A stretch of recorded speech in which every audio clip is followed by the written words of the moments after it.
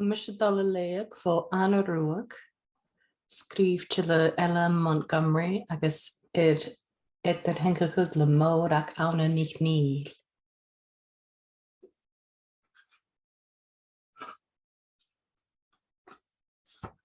Ba bhanuas ó rúnid lind a gáil ionach. Ba bhanuas ó rúnid lind a fudach díadach far a bheith le rathat mór an an abhannaí a bhúpig sias a dúmsaí wach an bec a bheith cuirstiche le fearnan is fiúsan agus tronrós trúan a tríal fó a bhun fat a thuas an sa chudaí. Seán Nieran Cuthbert chultais béis trúan súainte béol a bhein ag táiseach a chuirsa tron chudaí sin le cacar an ciara nó glumachan is esan ach mos rúigigh bhach an lind bheith na hrúan saach óhfuil ór tharacha an strúan hain deachad doras rúnid linn gon ara a thuirst de bhéasach is móg. Incitach mar a rá an móach go rá a bhanuas ó rúnid an uniac.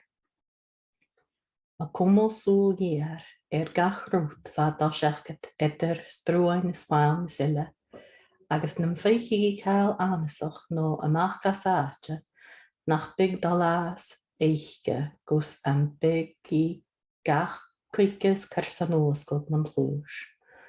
A go leabhar gúine an an abhannaí is as a suiríonn a gáil an sás an cúisin an cuid snáipíonn tróbhí Gianno Jeremat an neamhainach go hain a fá bhanuas ó rúnid lind tí de na crítar an cámasach a ní a chus Leughadh na cúram an éiche hain cálarí cuid chaich. Bé fíor ventaia víinte bha hópar an cáni ar dhéanú agus ar dhéanú go má bha rúi an cercail uail cuideachú leis an scáil háfid agus bí an taxa bhátere a bheith cuman cáireacht na heaghaise agus teich na mission an cíne. Ach againn sin bha únig go leabhar ag a bhanuas ó rúnid suia fatúir in na híide ag uniach a chitin a fia cuidigh an cotton. Bha siad díach ia mar ísig na an taia abhannaí le ionach agus a cumó súl géar ar a rathat mhór bheith dáiseachad ar an lochan is a súaineag suas an cranchrúag cas ar an dúbh hall. Seach go rá abhannaí suite rua bec tríthúbhach a bheith sína amach a chamas a nuamh leabhran. Le uisce dáthúbhé, níimigh duine san bí a bheith tíon nó fáilmh a gáil thairis ar rathat cnaícad agus mar sin rúi sciorsaga Gianno go nista gaibh seachgad ar súl an ciara nó ná uasal rúnid. Bhaí na suí an siad uniascar trás an ágvías. Bha gríon a tíana isteach ar an uniac, blá agus soir. Bha nisfes ar a léad fan taí na chiad tínas le úr bháin banna agus bha líonmharach hilinn le strán os a chin. Bha Thomas Lind duine bech óhfuil ar a ró an duine rúnid lind ag muintir a bhela. Cuir síal an tunne ben fattabhach ige an an acha go craich túbh hall an taal agus begáirt an bhata Cuthbert a bhí a chur a chutéin an an acha an srúin Jerek háirí túbh stóg an óine. Bheith fisig bhanuas ó rúnid gur gon begáir ó thuaí an fescarráine sin a géin siad a Fetar Morriston san stóir ag William Blárach How an Carmody go rá an bech an síl thuneap ige chur an escar. Nó ar thaing nach rá Peter féinach ga ó chadró a riamh nach lecha ag máta Cuthbert fisar a chug san bí a thir seachad go súr hallach. Ach againn sin nach rá máta Cuthbert an ist. Ag lé uair an J3 fescar ar bhá trein a dréimheh go sáchar páirsaí an mocin agus suas an crach. Is chané a bhain sin a bha ach bha collar gel agus an deise a béir a bheice a bha na dhearbhag garíú go roa a dul amach gas ábhannaí agus bhain carpa deice agus an mhar ruach a bha na cara go roa a dul Joe Astor. Anist, cat a ro mat a Cuthbert a dal, agus curson a bha dal ann. Nan bé fér san bí a lean an avannaí a bheith a bhí ann, stach go gan déag ag a bhan nuas ó rönid tás ma dhéanú an da chéist a recirst, le bhí a cuirsit seoir I chéile go skipalta, ach leis cho aineamh sa bhig mata a glósad van daci, haróíon nach bé cúis éicinach is anasach bha gahorst fallh. Haró dunne halh cho sochgrach ris agus a grán eke bhí dul mesk reingerin nó a gate san bí far an féin ag brín. Ha ban trí híte mata a sketacha le collar gel agus a dreifh carpet. Getarachgagi ha díana go bhan ósa nunid cáil é, agus bheit tullachas an éascar éiche a bhilig. Síal bí mé an nó go stóg an óaineas déine tí agus dhéh mé amach fó bharilla cáit an deachcha agus carsan, chogún an bar nach guas an iarag. Návis ga bhí dal gan bhela man nám seo gin bliana agus ha bhí dal a chéili uair san bí. Nan bige a rui amach a síal hunnep ha bhige cho spátil agus ha tuige leis an carpet san a bhála géirí tuiag, charó dal bhua go leabhar san a bhála géirí dáchtar, a féime gan de hacha rudacin van a rair san a hórst fallh. Hanneamig a thug sníidir, agus ha bhí minute fáis aontin nó cocaise acham. Gus an bí fis acham go dé thug mat a Cuthbert amach gas ábhannaí an dú. Mar sin, as déine tí, thug a bhan os ó rúna jurí, haró fat éigear I gáil ór van taí mór farsing a bha cuirstice le lías an mes agus ans rá muintir Cuthbert a fudach, na swogan na carstal a bhí le huas a rahat fólach an lind. Go cínteach, bha chúilhreat ata ga dhéanú go mána báte fallh. Chai ahar mata Cuthbert a bha chosach gorach dús líabhach as a dhé. Chofata fallh sa buringa bó chochréiteran gona bhá bulach gan cholí nuair a stitich an agachi. Chai stóg an óine a hokol ag an áir a báte fallh hín talamh a chai a bhánag, agus sitte chun a bháin dú. Folliseach éicin ron rahat mhór a rá taíon eile abhannaí cho páirstal a suíochug.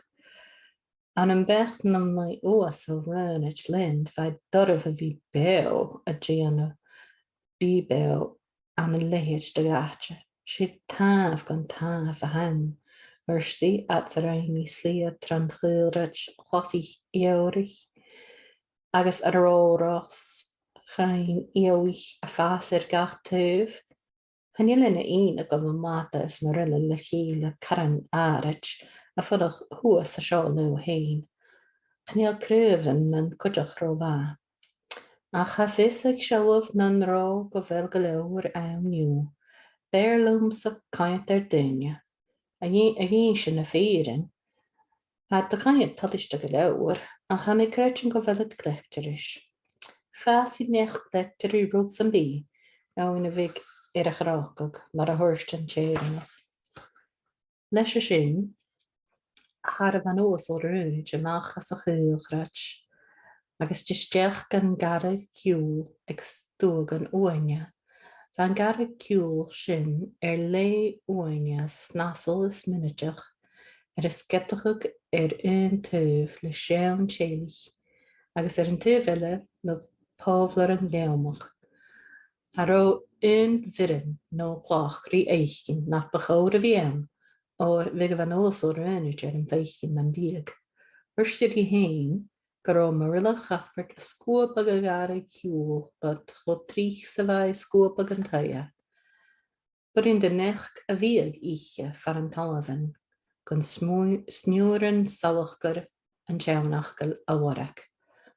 Grach go bhain os ó ránid go grat doras hitchin agus chaisteach nuair a garam a garí.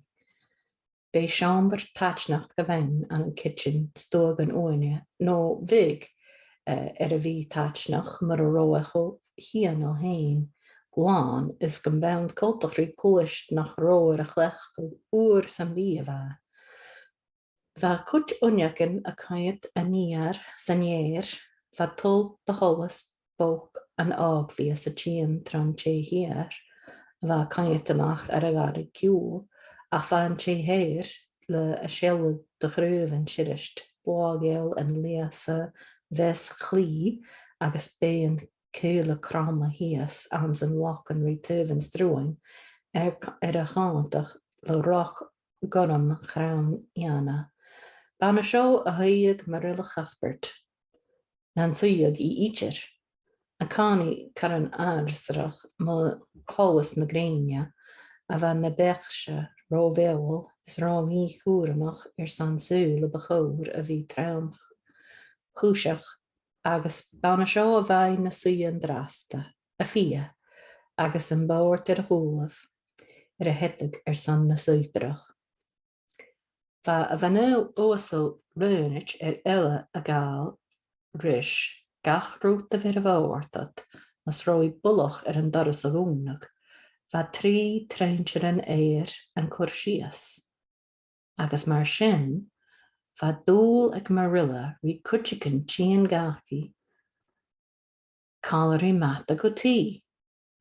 Ach bé saíchan ábhasteach go bhunta, agus charóirí éicin ach siúla se a bháin, agus seoir sa céic, agus mar sin féimi nach bé duine sáiristeir is an rá dúil. Ach déimíon cálar géil mata agus a bhá ruach. Bheit túanaí a tían ar a bhean os ó rúnis leis an díomharach anasí seo cho cingalte rí stúag an óine sáchar nó díomhar. Fescar má a rúnit thuirst Marilla go cafagach. Nach cheanna seo ham fescar áling, nach suú síos, cimar a háis a bhula. Ba riamh rutagan cultasrí cáirstas, as únis anam na séir idir Marilla Cuthbert agus a bhean os ó rúnit, againn sin nós dacha ar sáiad go uagaltach sa bhat in chéile. Bé baranach ard, cú, crámach, gon ráras an bí a bhean Marilla. Fastríoch an glasa nach gog na falt daracha. Agus bhean cánaí ar a húineag suas an cuige be cruai ar chúla cín le dá bhíor fúlt wair a bhéir sticag an go teann. Bheith cultachrí baranach nach acha móran agus ag rá cocas íar agus bé sin na bhínte, get a bheith rutagan áirit ma a bío gasábhalag agus le rút beic lesaí a bheith cumasach ar dealbhan a nachgog. A sin nula Leughadh thuirst a bhean os ó rúnit, bé seoirs de eicleoirim nach rá úsagatá, nuair a thunig mé mata a fáil fan dú. Bheit dúlach gur dócha go róa dá chun an dáchtar. Hannig beirgog tuigseach go bilin Marilla. Bheit dúil éiche ris a bhean os ó rúnit, bheit fis éiche nach 60 strán a nátaí rí bhí féicin mata a fáilh ar slúid agus gon fis éiche caite róa dá. Ó, ha mis a ceirce dó, Cit a bheith mar cheann ó agusach gáist dé thuirstí, chaimata go roiiche náin soir. Ha sin na féin ballach bec fó chai na dinachgan an an álach ben nuai, agus ha tían ar an tréine an álach. Nan big Marilla ar a rá gon deach mata go roiiche náin soir, a chunne go kangaroo as Australia, ha burin barach éini, a bhí ar a bhan os ó rúnid. Bhaid ballamh ar son cóig chicken. Ha budding go rómór le taring aiste, ach ha bhór nach bé sin a thuúla a bhan os ó rúnid. An ann caríú haabhrilla gaiinech cí nuair a hí le chaint bíche. Sé an go deada. Thuirst brilla, mar go ré páirst de ópar abhaisteach an dheirich ar tuachan na stáil san bí an abhannaí a bhena bhí a thuirst dhalach bhó chain an dialachgan an an alpa nua, seach go bhí na anas ar nach cólas gú riamh. Thul leis a bhena wasal rúnid go rói ar breb hín cruai ein. Bha smóintin a tían bíche na chlis fingin. Bach! Marilla is mat a Cuthbert seach duine san bí a guch bhach go bawach bó chaíalachgan. Bhain súla tiún de bunas ciún go ró cínseach. Cha chud ag rút san bí ina go rééis té seo, rút san bí. Go défan gréin a chud a nás an sinúir cín, gaiinnig hí go dúmpach. Chai seo dhéanú gona a cá le se fa ainach agus mar sin dhéimig í bhí dúmpach mo dhéin.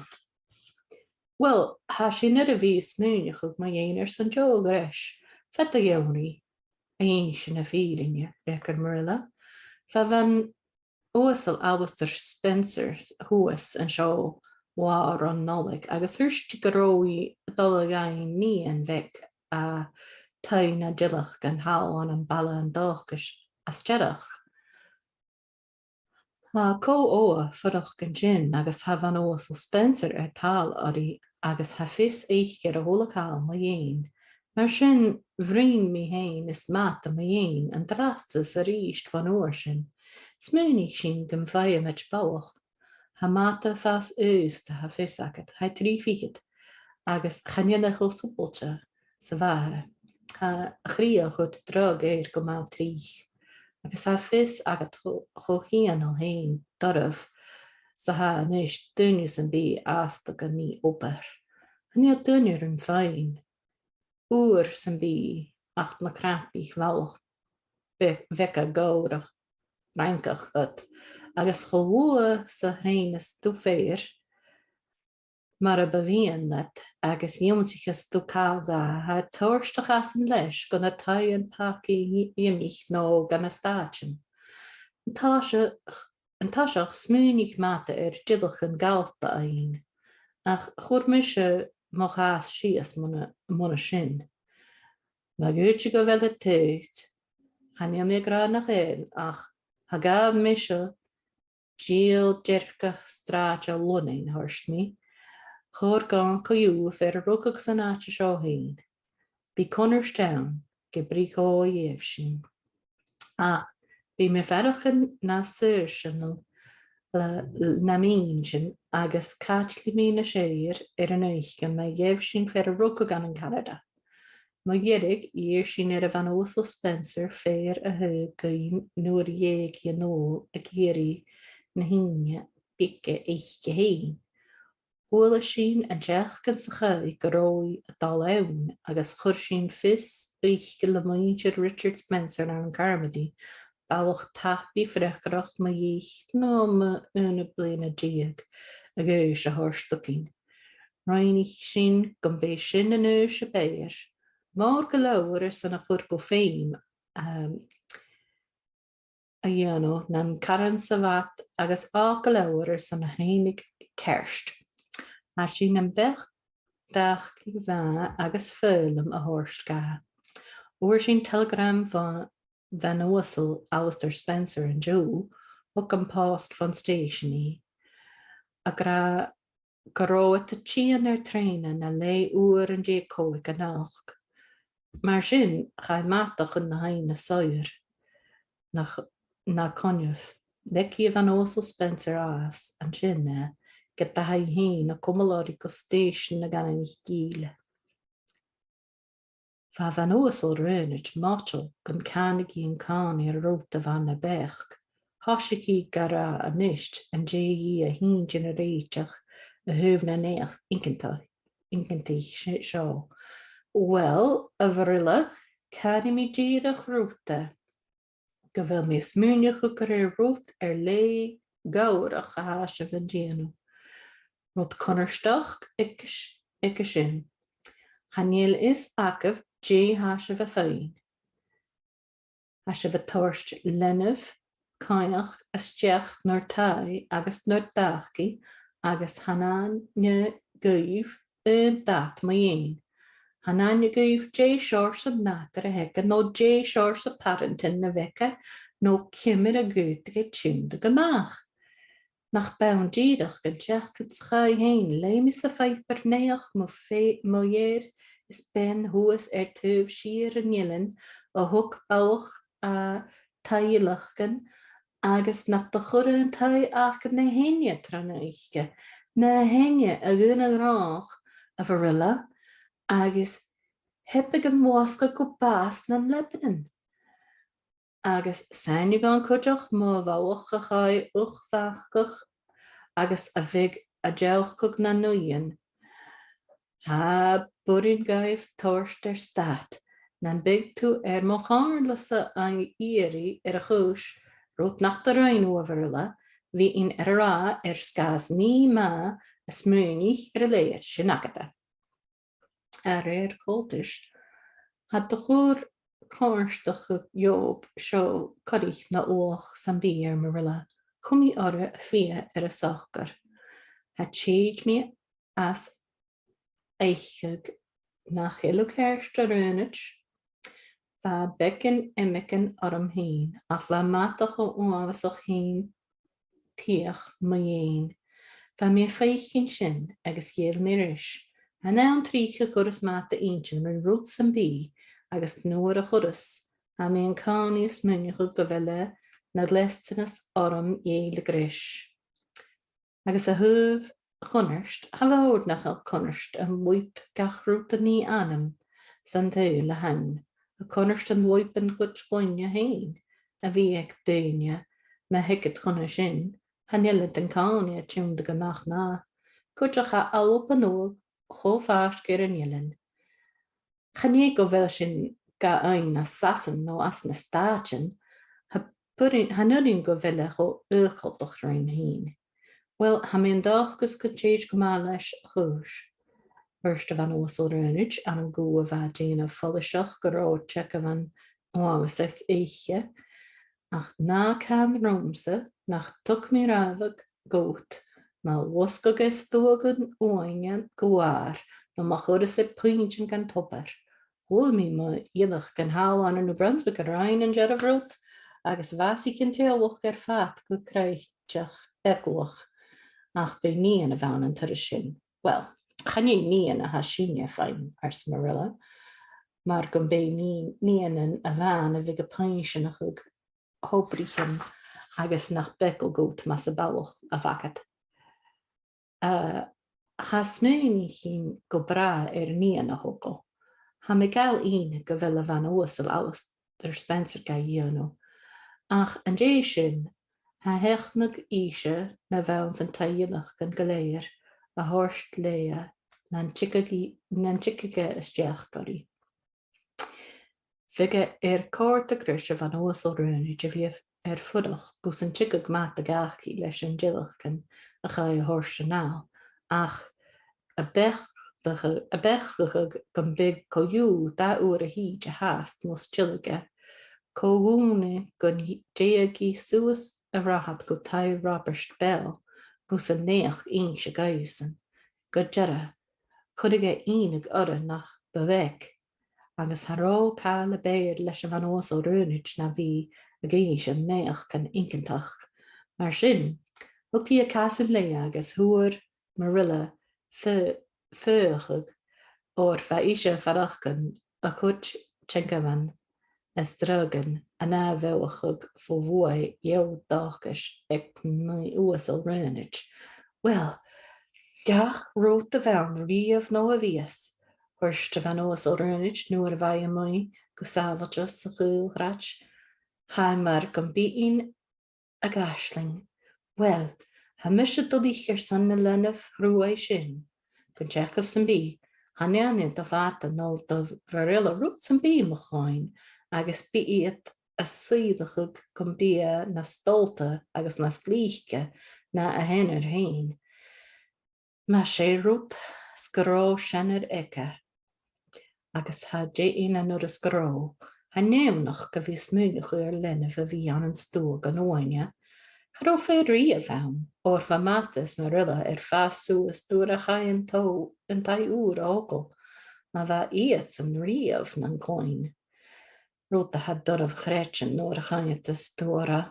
Ha bhíon an bracan an ginachgan éad na chuna mí riamh mo chréach, ach ha trúas mo bhéach am ris chun teacah.